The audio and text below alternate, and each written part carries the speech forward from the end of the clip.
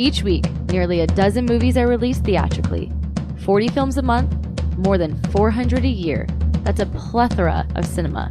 Too much cinema. You'd have to be an addict to see all that, but don't fret. We've got you covered. This is CinemAddicts. Hey everyone, what's up? It's a new week of CinemAddicts. This is CinemAddicts episode 352. We're covering movies that are opening the week of Friday, July 17th, 2026. Eric Holmes and I, we're actually not taping closer to Friday. We're taping on a Monday, which is different, and I'm excited about it because I'll tell you why I'm excited in a few seconds. All right, family show. I'm excited on a very PG rated level, and I'll tell you why in a second. So the movies we're covering for the week of July 17th, 2026 are Reading Lolita in Tehran, The Kidnapping of Arabella, The Floaters, and Horsegirls. I've only seen Horsegirls. Eric Holmes has seen 3 out of the 4 movies, and Bruce Purkey, he has seen 3.5. I started Reading Lolita In Tehran, but I did not finish it, so I will not be covering this week. Bruce will. I heard that Eric Holmes did not finish Reading Lolita in Tehran because A, he's not a fan of the book Lolita, he's not a fan of Tehran, and he's not a fan of reading. Is that correct, Eric? That has nothing to do with time. It was all that. All those things, Eric, you hate. Those are big things. How dare you? Not true. Did not have time to finish. I started watching it earlier today. I had to drop a friend off. I was going to watch it before we recorded, but I had to drop a friend off and I came back. I was like, I'm not going to get through the whole thing. I'll watch as much of it as I can. And I'll say I liked it so far, but I can't review it. I didn't finish. Very humble of you, Eric, to try to explain yourself when you're speaking to someone who's only seen 1 out of these 4 movies this week. So I appreciate your modesty because you're going to be carrying this part of CinemAddicts. I just want you to know that if you're ready to review all these movies, how do you feel? Monday, instead of taping on a Thursday at the later of the day, we're taping at the start of the week. The listeners don't know the difference because probably Bruce won't get it to us until Thursday, but they might. I don't know. This CinemAddicts might get in your feed a little bit earlier. Who knows what happens? But Eric, how do you feel about that? So off script, or this all happened because working at Crazy Tony's Karaoke, we got some new venues, and so my schedule got moved around. Normally, my days off were Monday and Wednesday, but now I'm working Wednesday, and then we would sometimes push it Thursday, but now my days off are Monday and Friday. We recorded on Friday, so instead of waiting a full week, we just decided to go Monday, cram it, and then within a couple days, and then I guess Mondays will be our normal day. I wonder if we want to put a Zoom link in the CinemAddicts Movie Club group and just see who pops in, or we'll do that next week. That'd be so funny. So that was an accident. You meant to send that to me. I accidentally put it in the Facebook, and someone mentioned it, or I think Bruce mentioned it's like, oh, did anyone pop in? I'm like, no, but that would have been cool if they did. So maybe that's the thing that, hey, join the CinemAddicts Movie Club Facebook group, and we're recording on Mondays. Greg might post the Zoom link and just pop in, tell us what movie you saw that week or something. That could be a fun thing to do. That would be fun, but that'll be a you-know-what to edit. But speaking of the CinemAddicts Movie Club that started by Mitch Burns, we love Mitch Burns, and William Lindis is a former member. Both of these wonderful people have been a big part of our lives. Both of them have recently passed, but we are keeping the memory and love of Mitch Burns and William Lindis alive through the CinemAddicts Movie Club, as I'm sure their memories are being kept alive by their closer loved ones as well, but they really inspired us with their respective movie knowledge and love, and we were trying to continue in that spirit with the CinemAddicts Movie Club. Every week, one of our movie club members, our OG members, there's about 16 or 17, or actually maybe 15 in the club. We go by alphabetical order, and this week it's Heather Sachs's turn. This week we're also covering, you haven't checked this out, Eric, we're covering Lars von Trier. A bunch of our members are going to see some Lars von Trier movies. Dealer's choice, right? So you don't have time because you're really working hard this week. But House that Jack built, cough. All right, the house that Jack built. If Eric had time, he did Dancer in the Dark too, didn't he? Yes, he did. And I think, didn't he do Breaking the Waves? Didn't he do that? Yeah. Part of me wants to go back and watch that again, but oh my god, that movie's so depressing. Oh right, of course I remember the ending. Oh jeez. Oh yeah, That was the That's one of those. I was dancing in the dark. And I was like, I never want to watch it again. But man, or I think this week I'm giving Dogville a shot, which stars Nicole Kidman, and I think someone else, is it Jeremy Chappell or someone else? One of the other members are going for Manderley. So it's an OG group created by Mitch Burns, and he wrangled up a bunch of us, maybe 15 or 16 of us, to be part of this movie club, and we've been doing it for about a year, and then I opened it up to our big Cinematics Facebook page. So now the Cinematics Movie Club is not just 15, it's about 700 plus people. And if they want to join in to rate and review various movies, that's cool. They can join the club as well. But out of that big 700 group, the original 15 members are the ones who pick the weekly movies. Now, if you want to join part of our club, just join our Cinematics Facebook group. We just call the Cinematics Movie Club. Look it up on Facebook. And then on top of that, if you actually want to be the weekly movie pickers, just ask me and I'll add you to our 15 or 16 strong OG members. That might be interesting if you want to be one of the people who pick the movie. So it's fun. It's a fun group. A lot of them are huge. Most of them are better cinephiles than I am, including Eric Holmes and Bruce Purkey. We're part of that. And there's some really wonderful people. Not better. We're not worse. We're different. We're different. Okay. We will not gatekeep being a cinephile. There's plenty of that going around already. I stand corrected, and Eric Holmes is completely correct. But just a wonderful group of people. I'm gatekeeping your gatekeeping. I love that. So if you want more information, there's a link in our show notes as far as to be part of our Cinematics Movie Club community. Again, just go on Facebook, type in Cinematics Movie Club. Every single week, I give away a Blu-ray or a DVD for people who join and take part of the weekly movie. So this week, we're talking about the films of Lars von Trier. A lot of us are watching just different movies. If Eric had the time, I don't know. I don't think he does, but this week he would have probably watched The House That Jack Built or Dancer in the Dark or, I don't know, Manderley or who knows, Element of Crime. I don't know. They got plenty that I haven't seen, so probably would have picked one of those. Yeah. Yeah.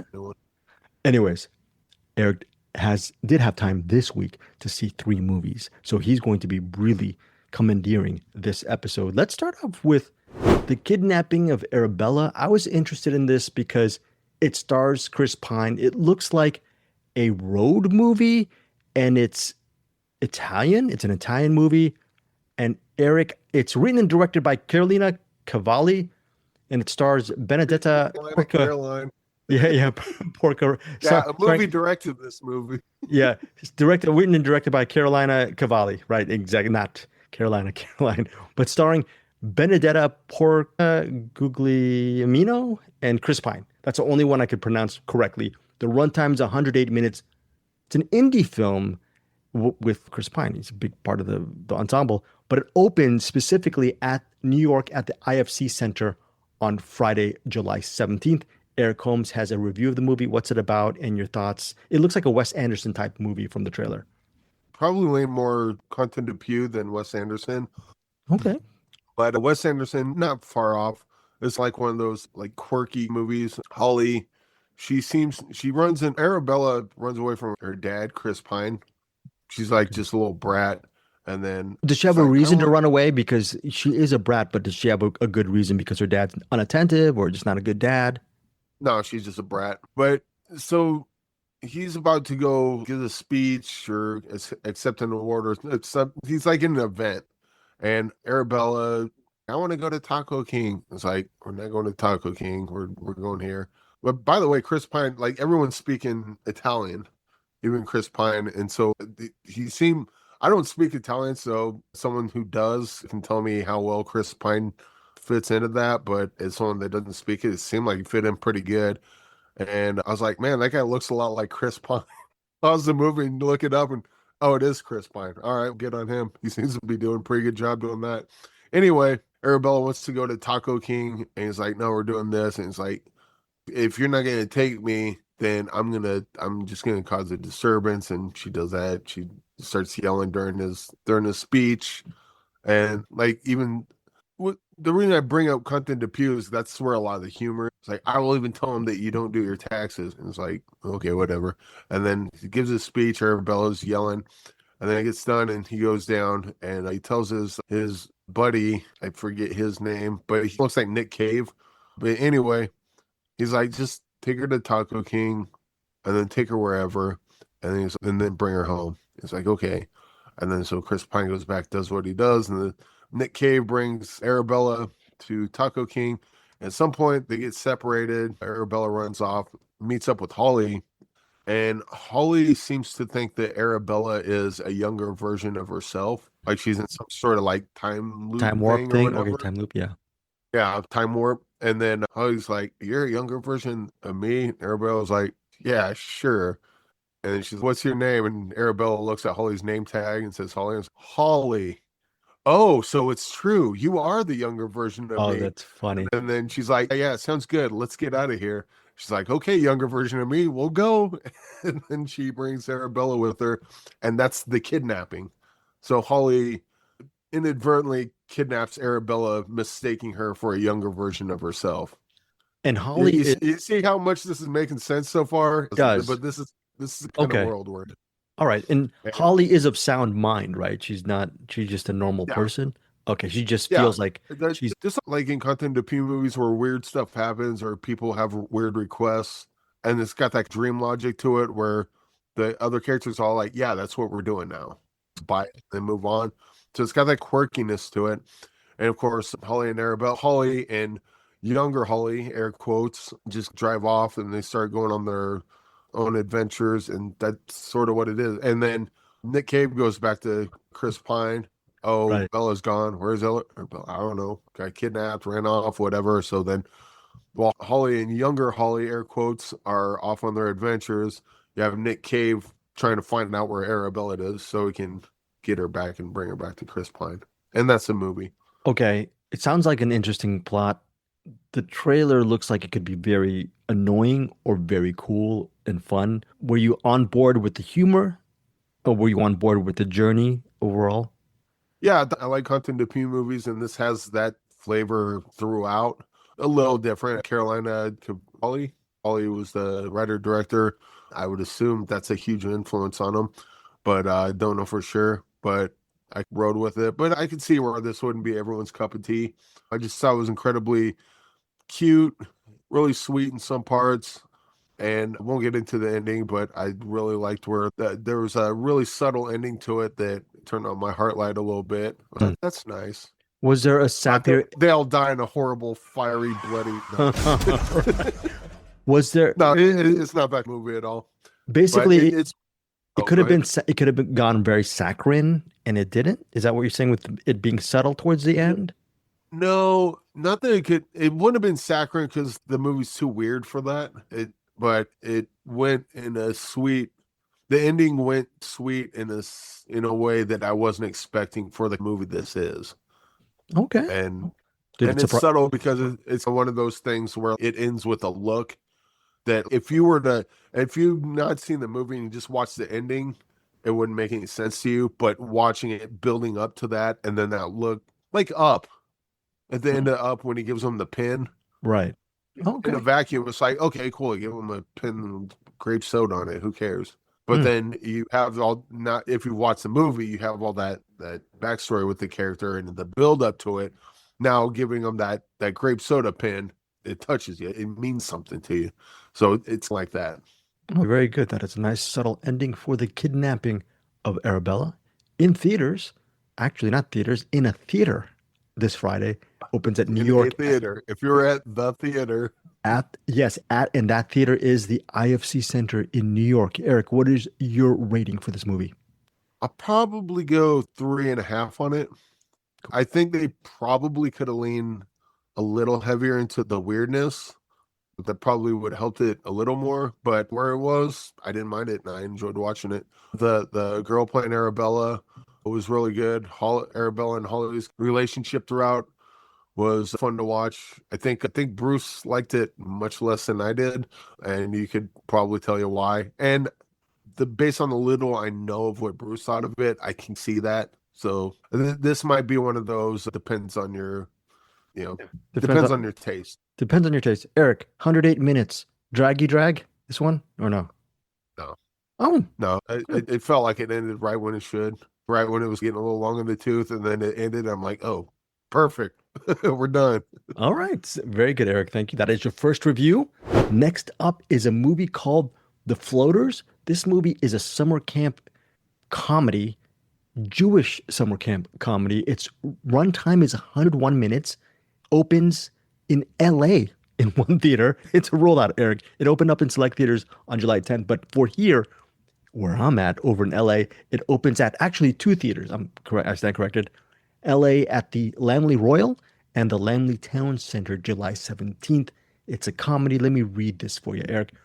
Freshly fired from her rock band, Nomi, played by Jackie Ton, takes a last resort job from her best friend Mara, played by Sarah Podemsky, at their childhood Jewish summer camp. As camp director, Mara contends with a busted septic system. She tasks Nomi to supervise a group of outsider teens called the Floaters. When their rival camp, led by Mara and Nomi's nemesis, Daniel, played by Seth Green, issues a high-stakes challenge with prize money on the line, Nomi pushes the limits and loses Mara's trust. Now Nomi and the Floaters must overcome their differences and outperform their rivals to keep the camp alive. Summer camp comedy has some familiar faces. Seth Green's in it. I just saw a little bit of this movie. And the reason why I gave up on this is a good friend of mine just called me when I only had 90 minutes to spare. She took up 20 of those minutes. I might get back to it I was liking it so far. I was only 10 minutes in, Eric. There were jokes coming left and right. It's a film. It looks like a very familiar comedy that we've seen a lot of times before. But did the Floaters make you laugh? Did it work for you? Did you like seeing people like Jonathan Silverman? The beginning, he plays one of the kids' dads. Did the Floaters make you laugh? Does it work? First of all, there's also Jake Ryan. Who's Okay, in Lemonade Blessing. The main character in Lemonade Blessing, Jackie Tone. Yeah. She was Gilda Radner in The Futile and Stupid Gesture. And she was also in Glow. So I loved seeing her. Steve Gutenberg pops up. Yeah. And so that's always fun to see Mahoney show up in anything. Or the director of P.S. Your Cat is Dead. Also, go watch that movie. It's pretty interesting. But this one, it has that Wet Hot American Summer vibe to it, but less raunchy or less. No, Wet Hot American Summer isn't even really raunchy. It's less weird, yeah. Yeah, the humor is very strange and David Wayne's got a very specific sense of humor that's not in this one, but this one's so good. And I like the idea of Nomi. She's with the Floaters, and then they decide that they're gonna put on a play. Actually, now that I think of it, it's the exact same plot as Wet Hot American Summer, just a different tone to it for sure. But she's got all the kids, and they're going to put on a play. And then, I should point out that this is a very Jewish camp, so it's very religious based. But they decide they're going to put on a play, and they do. One of the Floaters throws out so Jackie Nomi wants them all to come up with an idea, and only one of them really came up with an idea. And it was just scribblings on a piece of paper. And it was sort of like a half-ass, just wrote it down as a joke. There's no way they're going to do this. And it's not even written as a script. It's just a bunch of notes. And Nomi reads it. And a couple of people chuckle at it. And other people are like, this is dumb. And it's like, all right, this is what we're doing. They're like, wait, what? And so she's like, none of y'all wrote anything. So this is what we're doing. And so they decided to do that. And then, of course, while they're doing that, they start finding issues like with the artistic intent behind what was written for the play. And she seems to be guiding them towards, do we not like this because it's not serving the story? Do we not like this because it's bad? Or do we not like this because we're afraid of what it could mean? Oh, we're afraid of what it can mean. Then we're doing it. And so she was the whole point of this seems to be very arc forward. Do your art. People might get it, they might not, but if you actually have something to say, then I'm gonna make you say that. And then if it's just a throwaway something or it's not working the way you want, we'll get rid of it. And I really appreciated that in this one is exactly where you think it would. So I guess spoiler alert, it goes right where you think it would. No, but that's fine. Yeah. I really like the underlying message of this. I love the cast. Entertaining? And I love what's that? It's entertaining. Yeah. Oh, yeah. Okay. Yeah, the humor in it's pretty good, but right away I automatically compared it to Wet Hot American Summer. Wet Hot American Summer is way funnier than this, but this isn't really going for funny. This is going for a little more realistic, and it's got more themes on its mind than Wet Hot American Summer did. Wet Hot American Summer is just like a chaos gremlin, where this is more sort of focused on what it wants to say and the themes and metaphors and stuff it's trying to present. When did you realize that it was going to be more than a comedy, meaning the themes were being presented to you? Was it 20 minutes in? Was it early in? Or were you? Oh, No, it was when Nomi decided that they're gonna do that okay. play That- that they okay. wrote, and then I'm like, oh, okay, this is what this is. And granted, that came in late, and there was stuff like because she was in a rock band, Rock band, and they right. kicked her out, and then she got a job doing this last minute, so didn't even really want to be there, and then she found a thing where you got to do this, and she's like, okay, I guess I'll do that, and she gives 0 Fs. So when she gets a chance to stick it to the man, so to speak, by you want us to make a play, we'll make a play, and here we go. And it feels like it started as Nomi causing problems just because she can, and it melded into no, I'm gonna harness the art from these kids and help guide them towards that. Not guide them towards what I want to do, but guide them towards what they should be doing. Very cool. Sounds like I'm missing a decent movie, at the very least. So, Yeah, I would I say if you dug it so far, keep going because it just gets stronger as it goes on. very good, Eric. Your rating on the floaters. We'll go 4 stars on this. 4 stars on the floater. Wow, very good. Eric Holmes. Wow, I love it. 4 stars on the floaters, July 17th on Friday. Laemmle Royal, Laemmle Town Center. So these are Los Angeles dates for this weekend. But then in ensuing weeks, it will play at different cities, locales, etc. We will leave a link on our show notes for that. Finally, for our section of cinematics, Eric, I'm actually going to do my job. I saw a movie. I saw a bleeping movie this week. Greg, so hello, Cinematics. Thanks for listening. Greg, you saw a movie this week called Horsegirls. Let me go ahead and read after her mother's illness returns, 22-year-old Margarita, a young woman with autism, discovers a world of hobby horsing and sets out to prove her independence to her mother, played by Gretchen Mol. Stick horse and all, in theaters July 17th, directed and co-written by Laura Myring, co-written by Mackenzie Breeden, inspired by her mom and sister. Greg, what can you tell us about Horsegirls? Now, I object, since you like court dramas. Are you saying all I do is movie intros and ask Eric what you think of the movie? Because if you do, I just want to flip the tables on this one. I thoroughly object because I can't handle the truth.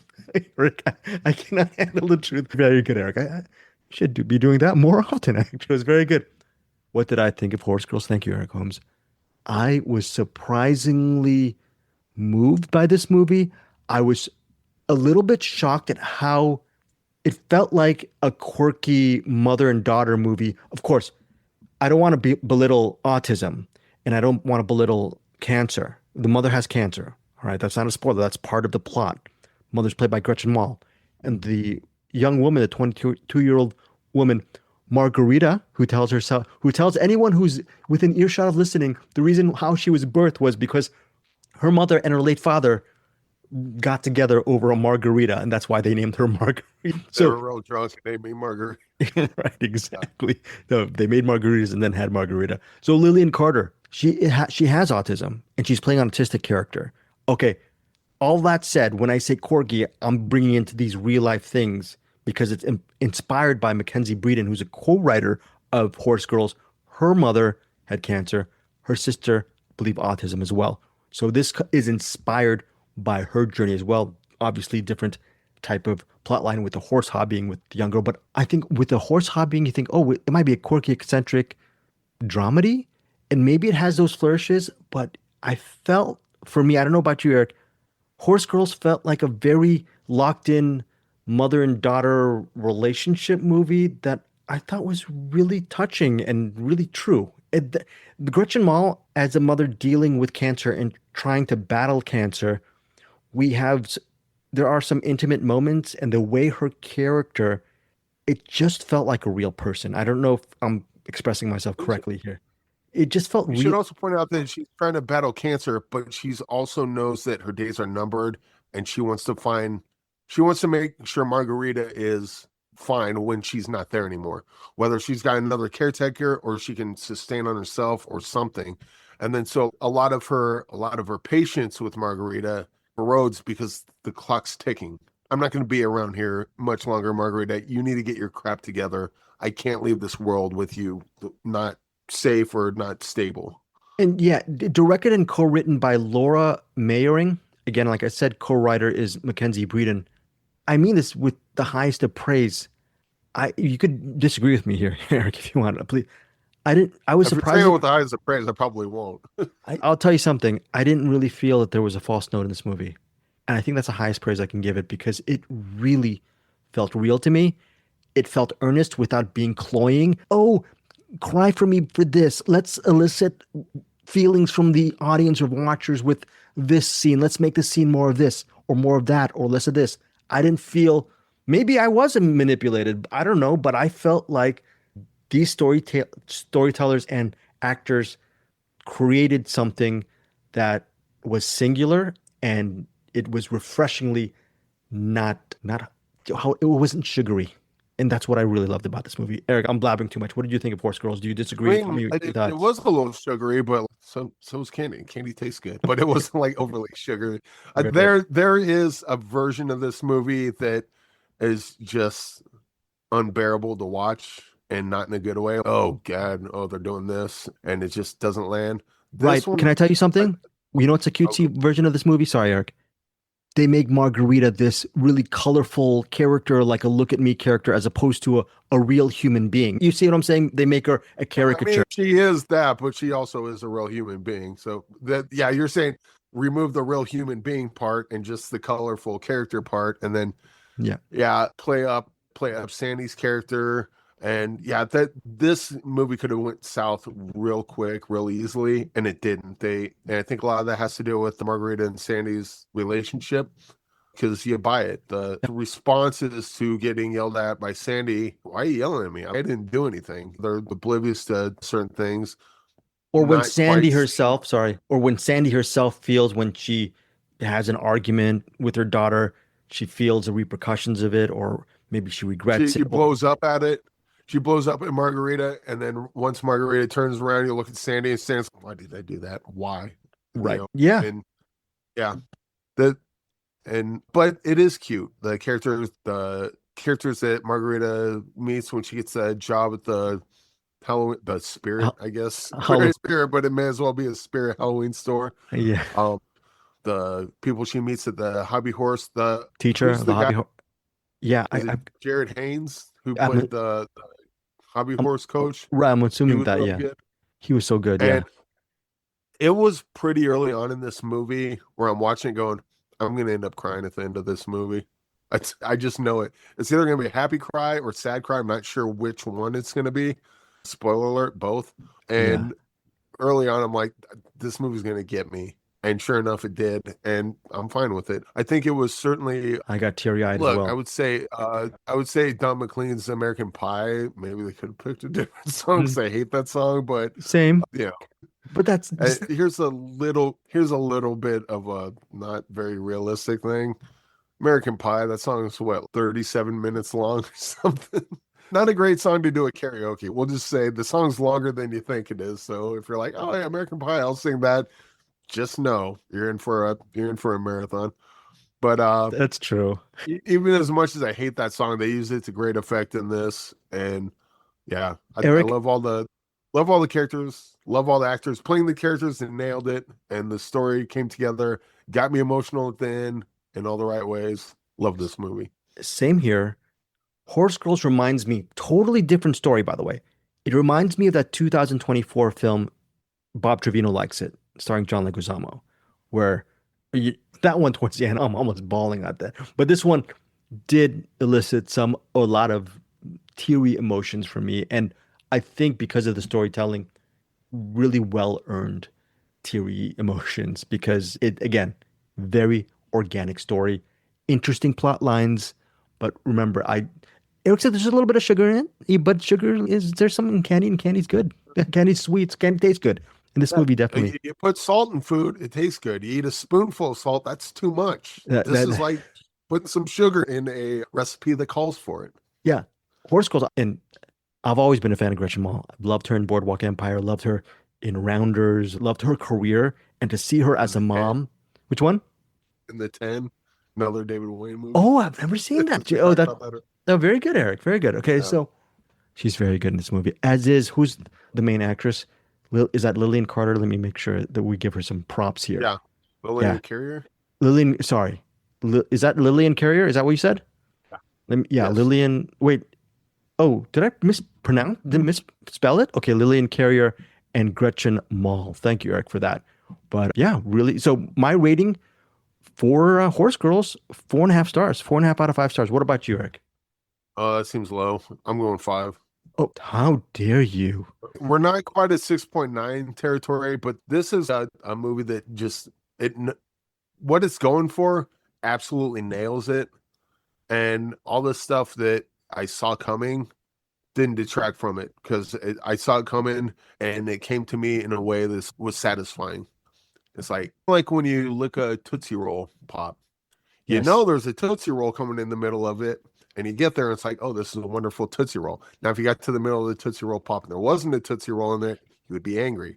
This is a Tootsie Roll pop with a Tootsie Roll inside, and it was completely satisfying, gave me exactly what I wanted and what I needed, because this movie's like, it's got some sad parts in it, but it's got some really bright, happy, wonderful parts to it, great characters, and this is a movie that you watch when you watch a bunch of bummers in a row, which actually there weren't any bummers this week.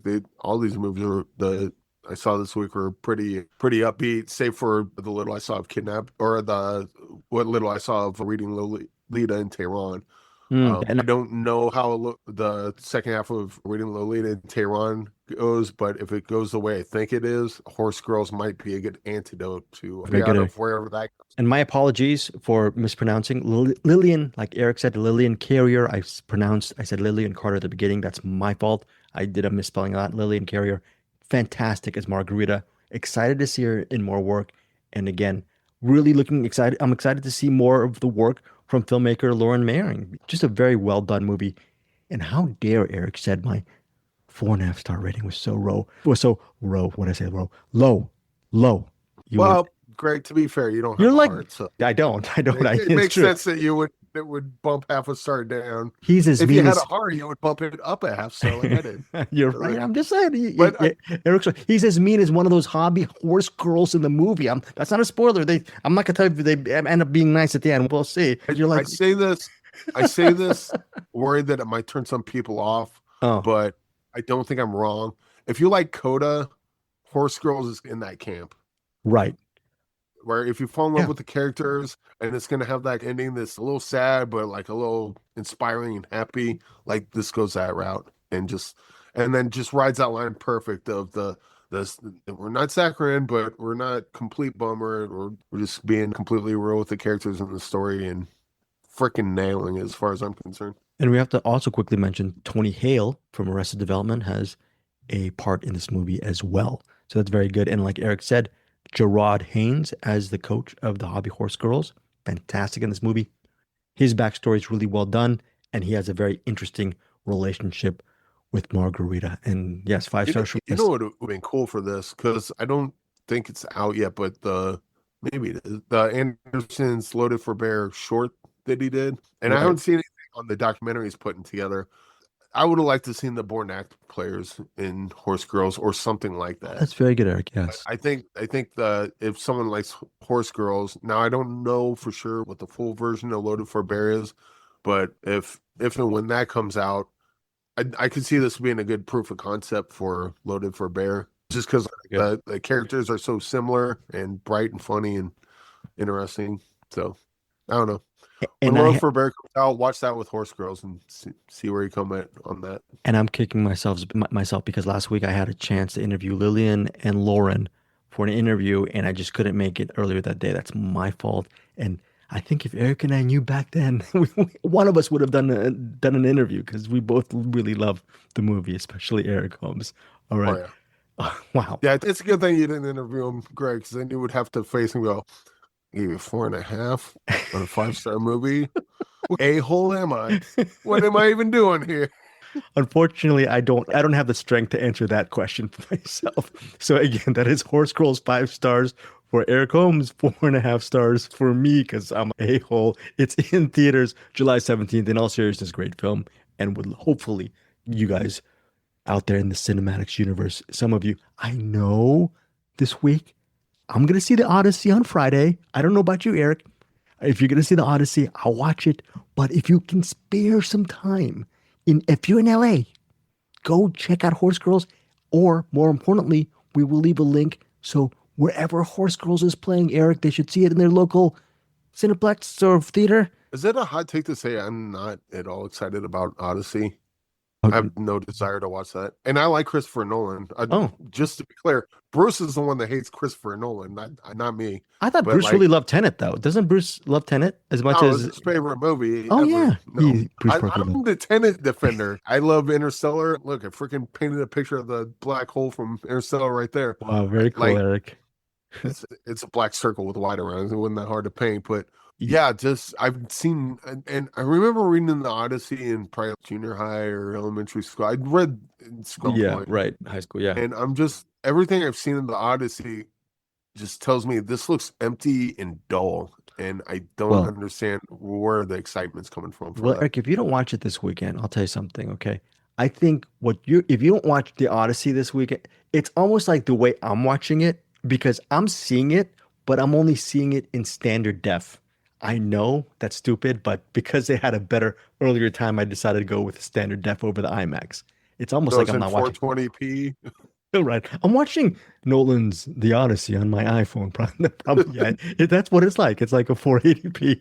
I guess the only reason I mentioned that is because I didn't realize it was coming out already. Yeah, on I- Friday. I just want someone to sell me on it because none of what I'm seeing makes it seem interesting. I It just know, seems like it's Christopher Nolan. Hey, I'm like, that's cool.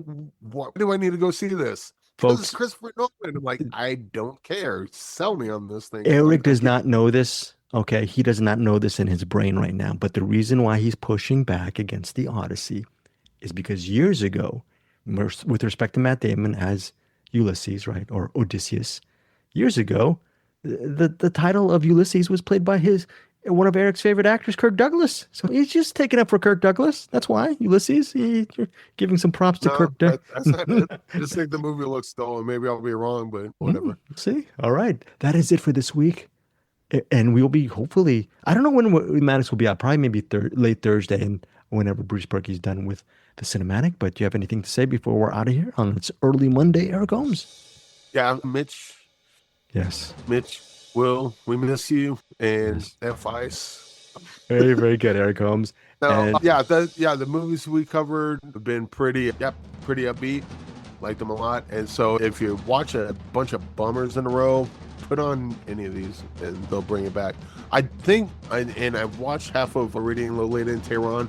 I think I'm going to rewind that next week. Oh, very good. It's- Okay, very, very good, Eric Holmes. All right, so that is it for this week for me and Eric. We're not done yet. Here's Bruce Purkey over at the Cinematic.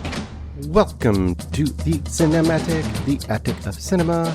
Once again, I am here with some new movies for you, the ones that were fed to me in the attic because I am not allowed into the real world except on very rare occasions.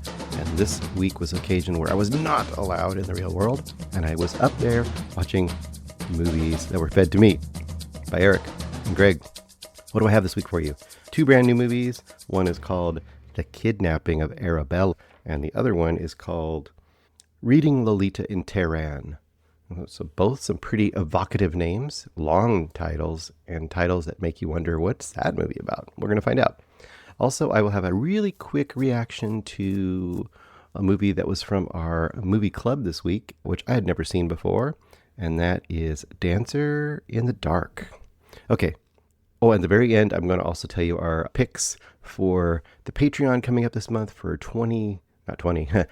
68. 3 picks, 2 for the actual Patreon show and 1 for the regular show, all from different people who listen to the Patreon episodes. So you get to hear what those are going to be.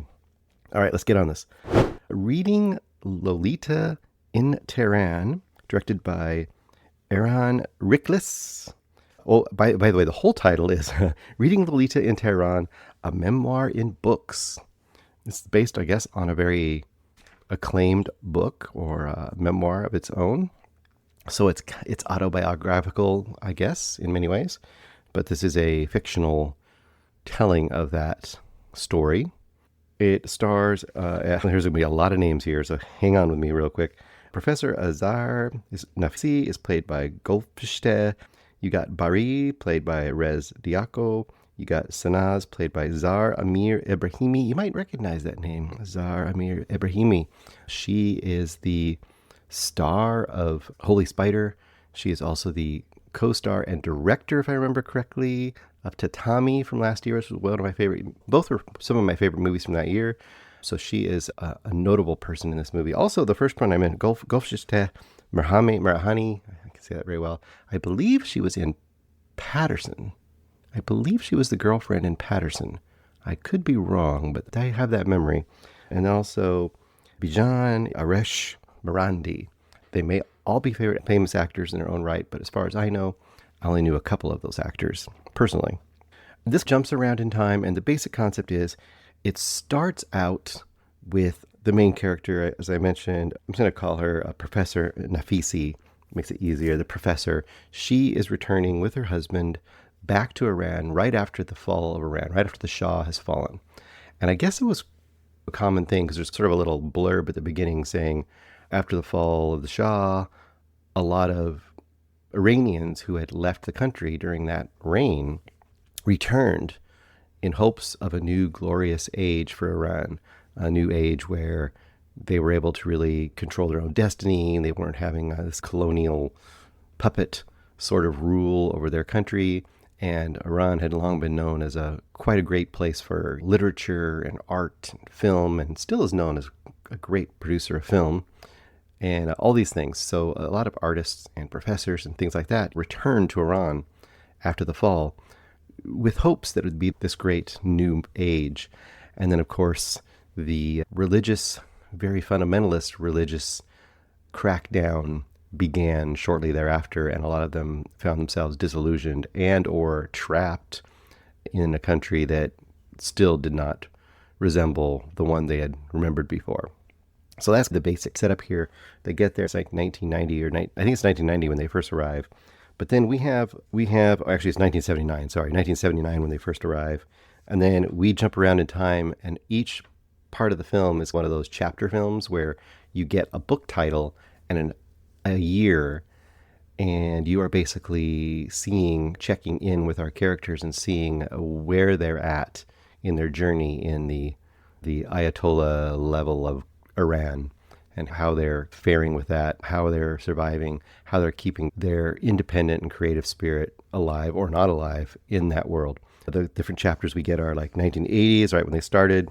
The Great Gatsby is what they use as that one. In 1995, we got Lolita. In 1988, now notice we go back in time, so we're going forward and backwards. 1980, we get Daisy Miller, and then 1996, we get Pride and Prejudice. So pretty interesting and cool movie. Our main character, like I said, the professor, it starts out with her, in the college teaching like she thinks she always would teach, even though she knows she's teaching to a lot of people who are very religious and would not agree with certain elements of women's freedom or creative expression, or certain literature being maybe somewhat frowned upon because it would be considered either blasphemous or unacceptable for anybody to read and or women to read.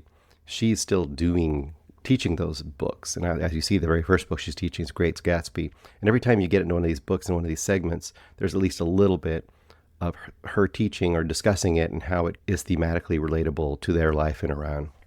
So it's very explicit in that aspect. So you also understand it from an outside view as well.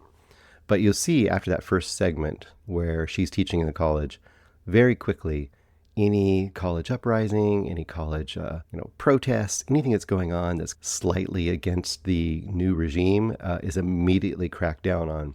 And you see the fantasy of this world that might be this new great time for Iranians shattered pretty quickly when our professor sees some of the protesters get whisked away by the police and or military. It's hard to tell. And not too long after that, there is a news report of execution of people who had been considered, I forget how they exactly describe it, but basically enemies of the state or enemies to Allah. And one of those people, at least one of those people, was one of her students that she saw get taken from that protest. So she knows that, wow, this is a lot heavier and a lot more serious and a lot more dire than she had originally worried about.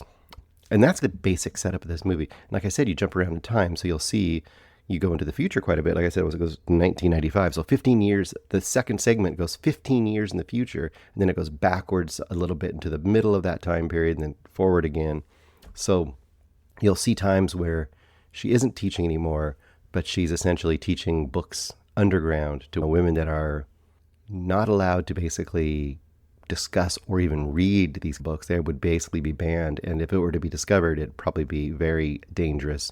And within that, as those groups meet with her, and she basically is like a professor underground, you hear some of the stories of the women who got there. And some of them are in a lot more danger or have gone through some terrible experiences.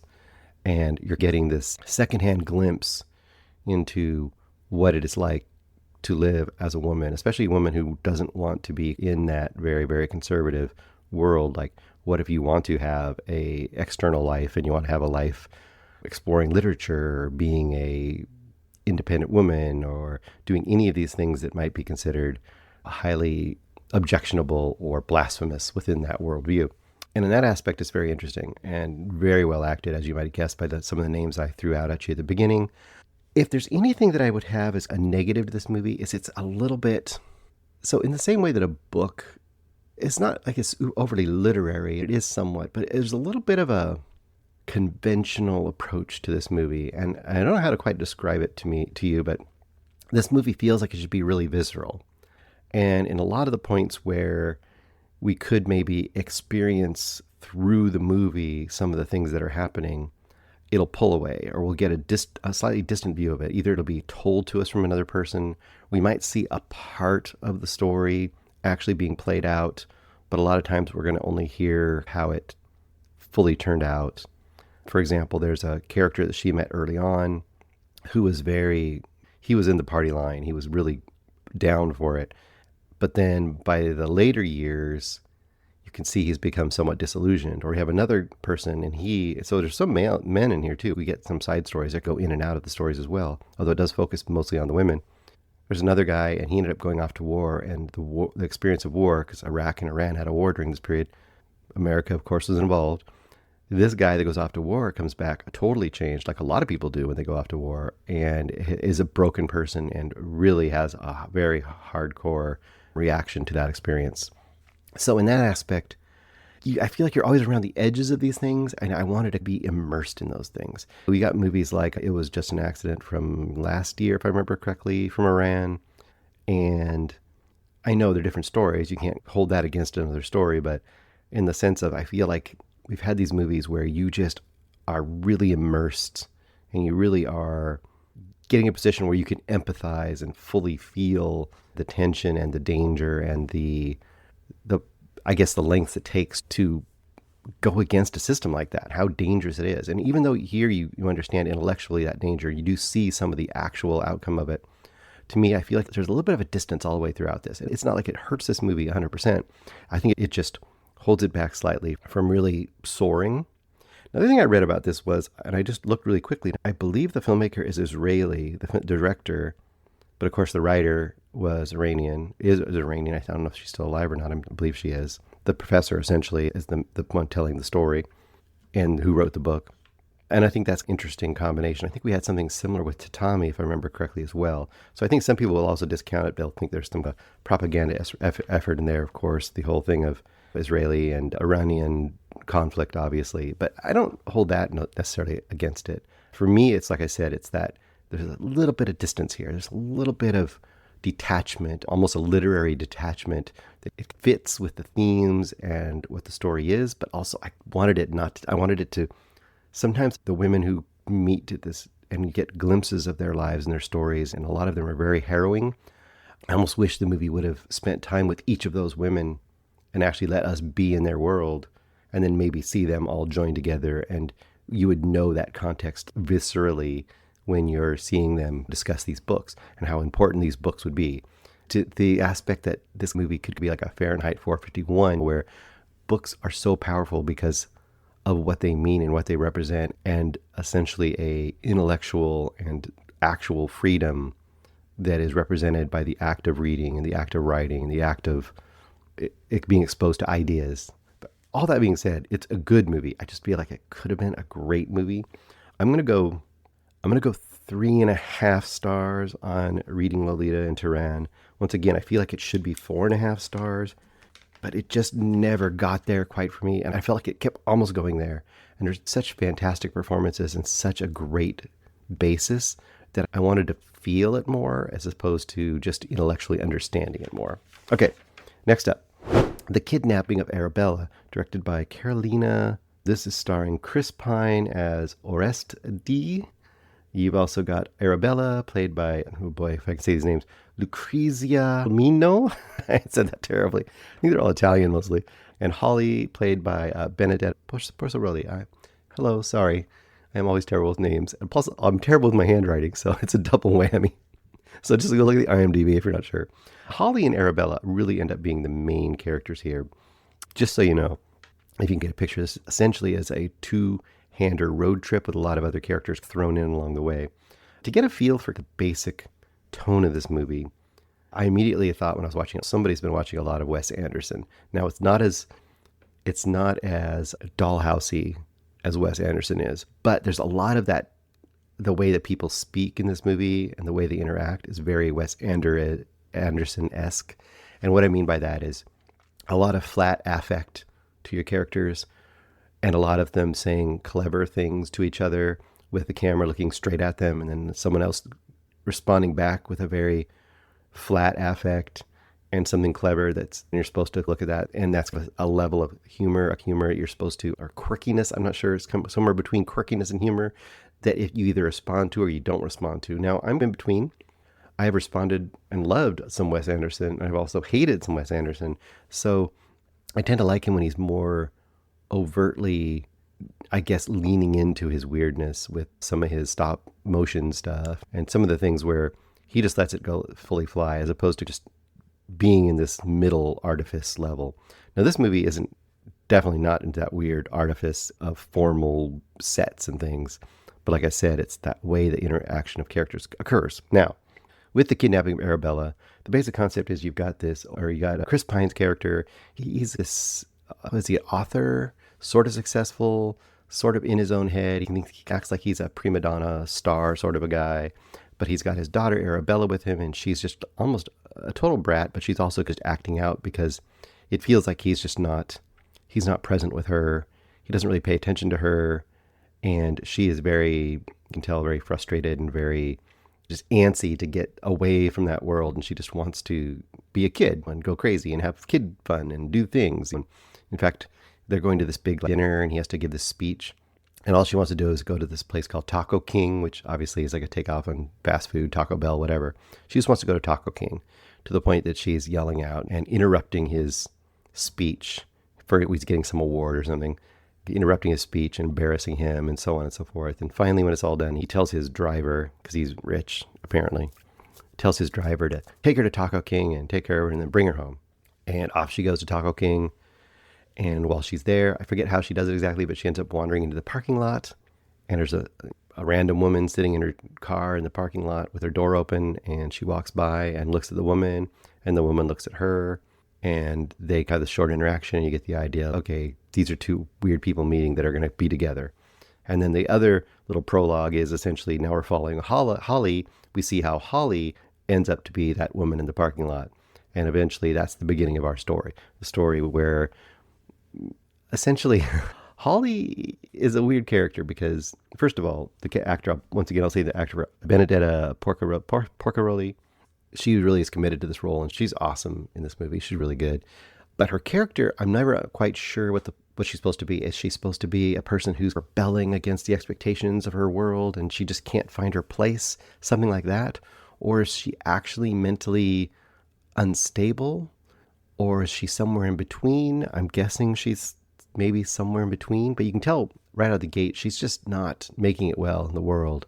She's snapping back at children at her job. She's supposed to be like working at this ice rink, and these kids, there's food or something that's spilled on the ice rink, and these kids are like, it's blood or whatever. What's going on? And while she's trying to clean it up and they're taunting her, and you can tell she can't take her working world, and she's sleeping unannounced in the house, I think of her ex, I don't remember, or was her parents? I've already forgotten. The police are called to get her out of there. And so she's on the edges of society. You feel like she's on the verge of just maybe not making it in the world. So when she meets up with Arabella, she sees Arabella limping, fake limping. She's pretending to limp. And apparently when Holly was a little child, she did this because she says, wait, why are you pretending to limp? And the little girl's like, whatever, just acting out like a little girl does. And then Holly at some point says to the little girl, she says, what's your name? Are you me? And then the little girl sees the name badge on the shirt of Holly, and she goes, hey, I'm Holly. Because basically the little girl just wants to get out of there. She wants to get free and run away from home, essentially. So she is able to convince Holly that she is like his younger self that somehow magically appeared in front of her, so that Holly thinks she's going on this road trip quest to see this former teacher she had with her child self. That's the basic concept. So it's a very odd concept right out of the gate. And you could see essentially the whole point of the movie is going to be like, how do you discover a way to survive in the world, and how do you come to terms with who you are now? And how do you come to terms with reality versus your fantasy of what you should be? And this is all going to occur in their various oddball encounters along this trip. And this is one of those movies that definitely thinks like a Wes Anderson or like a Coen Brothers or something. It thinks, ooh, the quirky situations that our characters get into and the really interesting characters they meet along the way are going to make this story charming. That's the approach of this movie. Unfortunately for me, it was the opposite. Most of these encounters just seemed very forced, very artificially created, and I didn't like the characters they met. And in fact, the problem was, other than Holly, I didn't really like the characters in this movie, and that's a big problem. Now, I'm not going to say anything bad about the actor that played the little girl. Was it Arabella? Was played by Lucretia. I won't say that last name again. She did fine. She was good. She was a little kid being bratty and crazy and annoying if you're like trying to be like a calm adult. This little kid's bouncing off the walls like little kids do. But it wasn't a character I really felt like we learned anything from, and we wanted to be around the whole time. And it didn't really feel like, it didn't make any sense for me that Holly would get anything from it either, honestly. And the quest is just to go off and go to this ballet teacher that Holly had that basically made her feel special when she was a kid. And I feel like the whole thing is like she's lost her special feeling of being special, and she needs to go back and get that and get that acknowledgement from a person that she was special in her life. So they need to get to this person to get that. Is it going to happen or isn't it going to happen? That's I guess the mission of the movie. Unfortunately, yeah, like I said, all these interactions along the way, of course, the police are looking for her, and there's this quirky police detective who looks like a mulleted, what does he look like? Nick Cave, but not as tall. And his whole side mission for her. There's the whole Chris Pine character, which I feel Chris Pine's doing his best Ethan Hawke, era in his career. He's trying to be this indie dude now, I think. And his character was so unnecessary for this movie, other than it's Chris Pine, and they could probably put him on the poster. Unnecessary, uninteresting, and every moment that he spent on screen was just a waste of time. And it wasn't like he was doing anything terrible, but he wasn't doing anything great. And that's the thing in this whole movie is like that. Lots of characters that are supposed to be quirky and amazing, and they just don't go anywhere. There's a person at a hotel that they meet, and the whole interaction with her goes sideways, and she's a very odd character, and it gets possibly maybe violent. Doesn't work at all. uninteresting. There's a point where Arabella meets another little kid. There's supposed to be a whole crush romance thing going on for her and that other little kid, and maybe she's going to run away with him or something, and it all didn't. The whole movie, I was just annoyed by the characters and the situations and wanting it to be different. I wanted the movie to be different than it was the whole time. And a movie like this shouldn't be like this. A movie like this should, as it's going on, you should be enjoying the time you spend with your main characters and the other characters, and you shouldn't care about the plot. And here, I didn't care about the plot or the characters, so I was like in the worst of both worlds. So yeah, for me, I'm probably 2 stars. I'm 2 stars because I could see that maybe there's a great movie there somewhere.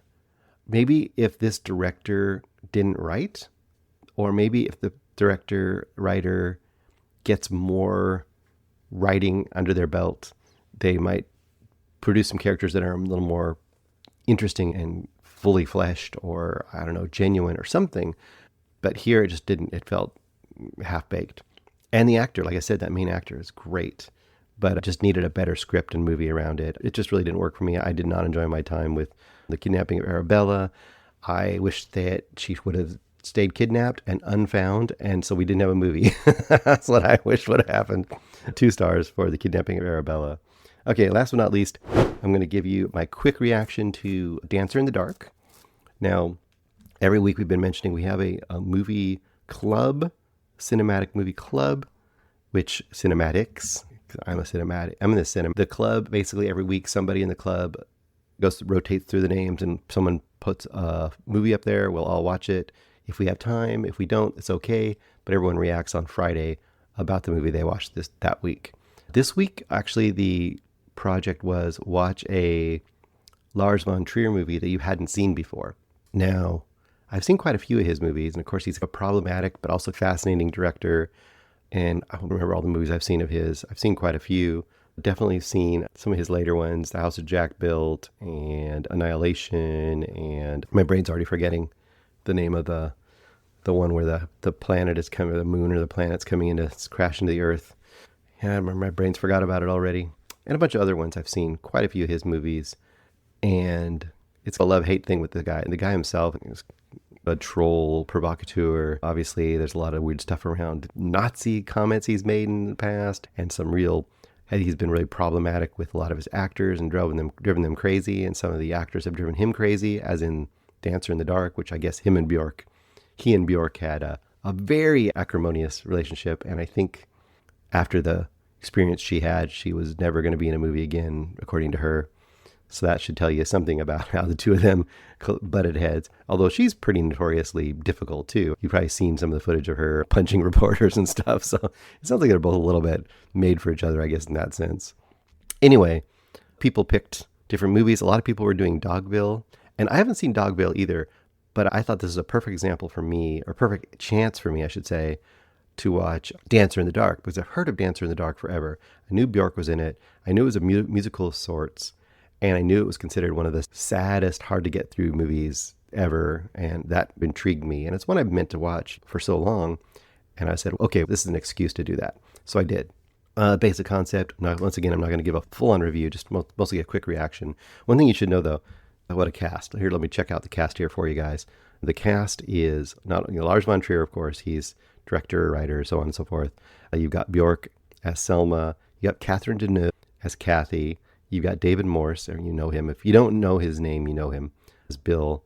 You got Peter Stormare. Once again, if you don't know his name, you know him. He's the other guy, the other criminal in Fargo that isn't Buscemi. He plays Jeff. Got Joel Grey, the famous Broadway guy, Joel Grey, Cabaret, and a bunch of other things. Which Cabaret is one I've never seen, too. That needs to be on my list. When we get to that year, I want to do that for Patreon. Joel Grey, and a bunch of other people. So you can see, pretty stacked cast. Now, basic concept is, it's in the 60s. You got Selma Bjork. She's just a small town, living in a small, poor life, living on the property of some other people because she doesn't have a lot of money. And she has got a medical condition which is causing her to slowly go blind. And she's working a factory job. And she's trying to save up every little bit of money she can to get her young son surgery so he will not go blind like she is. It's a plot device because I don't know if this is actually a real thing that occurs. And I haven't heard of anything where you're going blind and you can therefore know your kid will go blind and therefore give him surgery. Maybe I'm wrong. Maybe that's a real thing. Whatever. It's the concept of the movie. And then essentially we're just following her. And as she goes blind, she goes further and further into her fantasy life. So you'll have musical sequences where, say, for example, she'll be at the factory and the machines will all be going and the rhythm of the machines will start to coalesce into a very consistent rhythm. And then, of course, that'll become the backdrop of the song. And then it will revert into a full choreographed song and dance sequence in the factory in her, mindscape, mind palace. And very clearly it's not happening in real life. So in that aspect, it's commenting on the artifice of the musical form, which she loves musicals, obviously, in this world of the 60s where she's living. In the real world she's living in, she likes the musicals. So the idea that she would retreat to a world, fantasy world, like the musicals in her own life makes sense. So you're just seeing her reverie, her fantasy in these musical sequences while her actual life is becoming darker and darker. There's a few things that didn't work about this movie, and there's a few things that did. First of all, the audacity of it is pretty great. The idea of doing this in the 90s, doing this I guess it was, what year was this? I didn't write it down. This is in the 90s, I believe, late 90s. It's supposed to take place in 1968, by the way. That's the year the movie takes place. The idea of deconstructing, forming the musical form is interesting for sure. The idea of these fantasy worlds that the musical would represent. And I don't think I feel like he thought it was super original, but I feel like we've seen versions of that before, or maybe we've only seen it since, but that seems like a pretty basic way to do musicals. I think the one big negative, there's a couple negatives here. One thing is it seems very low budget, and I know that's part of the aesthetic. I know we talked about it in one of our old movie mainline, or one of those versions. We talked about how Lars von Trier was one of the creators of that movement where they did everything. I forgot even the name of the movement, but where they basically would do these very low budget, no extra stuff movies, try to keep them really streamlined and really strip back the movie process. This is on the edges of that, but obviously with musical numbers and all these giant songs and dance routines, it's not going to be part of that tradition exactly, but still there's a very lo-fi approach to this, almost like we're filming a play. It's very video VHS quality film-ish look to this, and it's very washed out. And with Bjork as your main actor on almost every scene, she's not a professional actor. There's moments where you're just like, she's really emoting and doing a great job getting her emotions out, but in other times you're like, oh boy, I don't know, that's a little rough. That acting there wasn't. She's acting next to Catherine Deneuve and all these great actors, and she's not quite up to the par in some of these moments where it's not so big. And then the song and dance numbers and everything, the way they were filmed, they obviously crank up the color grading. They make it obvious that it's like now we're in a brighter world, and it's like the angles are more artificial and more formal, and we've got these very choreographed routines that are obviously showing you the difference of that world. But the problem I had was the difference wasn't enough. It was still shot in this very terrible looking, for me, VHS sort of quality, where you just go from VHS quality that's very washed out to VHS quality that's a little bit more colorful. Now, once again, I'm trying to make it the movie it wasn't, but I feel like that's the thing you wanted to do, make the whole real world stuff, that VHS low washed out quality, and then make the fantasy musical world, literally make it lush, filmed, beautiful, full sound, all these things, which it does a little bit of that, but only does it halfway. So I think it misses the boat on what it's trying to capture in form here. And I think that's the biggest drawback of this movie to me, is the form. I had a really hard time getting into the look of this movie. It just, like I said, it felt so cheap, so it felt like VHS, and it constantly pulled me out of the world because I was constantly watching this shaky cam VHS looking movie with these actors doing their best, and it made their acting seem worse to some degree or something. I don't know how it is, but a movie I went into expecting to be emotionally gut punched didn't gut punch me, and it should have. And at a lot of points I was just feeling like it was cringy and awkward and not very good, a little bit funny unintentionally. And I think that was weird. Part of it also is just Bjork. She's become a parody, like her pixie-ish, sing-songy, girlish style of talking, which is very, very Bjork. And that was a lot of this movie. So I had a really hard time sometimes listening to her just being Bjork, so Bjork that she was Bjorked. So I'm still going to go 3 stars in this movie. I think it's worth watching. I think the audacity of it is interesting. There are some moments that do work, but some of the biggest gut punch moments that should work, like there's a murder at one point, and I think it's supposed to be full of anguish and just, the terribleness of that situation was silly the way it was done. There's a moment at the end, of course, that's supposed to be the really big, terrible moment. And that works pretty well. But even then, there's an awkwardness to it that is rough. So I'm going to go 3 stars once again. Mild recommend. This is definitely going to hit everyone a little bit differently.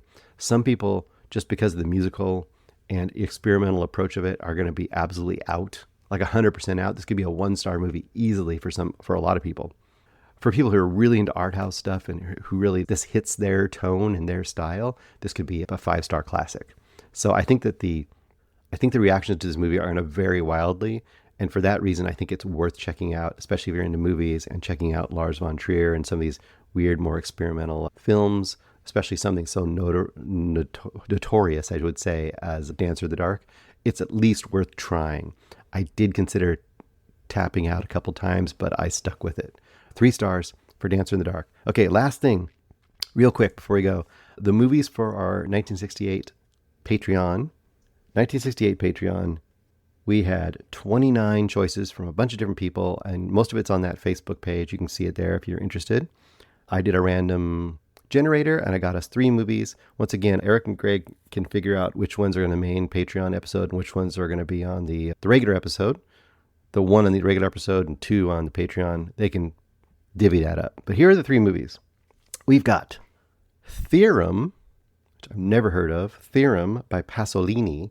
Now, if you don't know, Pasolini is the guy who made Salo, 120 Days of Sodom, one of the most notorious, terrible, disturbing movies of all time. I don't think this movie is going to be anything like that. I think he's done a bunch of stuff. I think he did Canterbury Tales, maybe. I could be wrong about that. Anyway, that was suggested by Andrew Dykstra. We have Yours, Mine, and Ours, directed, suggested by Desiree Yvonne DeLong. Did I get the name right? DeYoung. I don't know this member of the group. Must be a new member of the group. Thank you. Thank you for checking it out, and thank you for suggesting. Yours, Mine, and Ours. And I believe, I could be wrong, was that the movie that inspired the Brady Bunch? I think it might be. I think it's a blended family thing, and I don't know if it's like a comedy romance family movie. I'm not. We're going to find out. And the last one, 2001 Space Odyssey. I picked things randomly because that's everyone. I wouldn't say everyone's seen it. Has Greg? Okay, guys, here we go. I don't know the answer to this question. What do you think the odds are that Greg has not seen 2001 A Space Odyssey? I'm thinking it's about 50-50. I think it'll be very funny if he hasn't seen it. He has to watch 2001 A Space Odyssey. I'm guessing he's probably seen this one, but I don't know. It's one of the most famous movies of all time, but hey, I haven't seen it for probably a good 20 years or so let's check it out. Maybe we can find some other twist to watching it. Maybe, I don't know, like conspiracy theories or something. It's all about conspiracy theories with Kubrick now. If you don't know, you haven't looked it up lately. Eyes Wide Shut is the biggest thing ever these days with all the Epstein stuff and everything. Oh my gosh, Eyes Wide Shut is like the conspiracy movie of all time. And you would think Kubrick, who's had a lot of it with The Shining and everything. No, Eyes Wide Shut is all over the internet for its conspiracy theories. If you have not checked out some of those, you should, because it's pretty fascinating. Okay, that was suggested by Ken Cunningham, which I do know Ken Cunningham on our page all the time. Thanks, guys. Anyway, once again, 2001, Yours, Mine, and Ours, and Theorem. Should be an interesting batch. 2 of the 3 I have not seen, which is always cool. All right, that is all we have for this week. Thanks again. We'll be at you again next week with some new movies, and then we'll have our Patreon coming up soon. Thanks again, everybody. And once again, the traditional sign out now. It should still be F-Ice, because Ice is back at it again. If you don't know, being evil and terrible as always. Anyway, on the positive side, let's remember the people that we do love and not the people we hate. And that is, we miss you, William, and we miss you, Mitch. Thanks, everybody.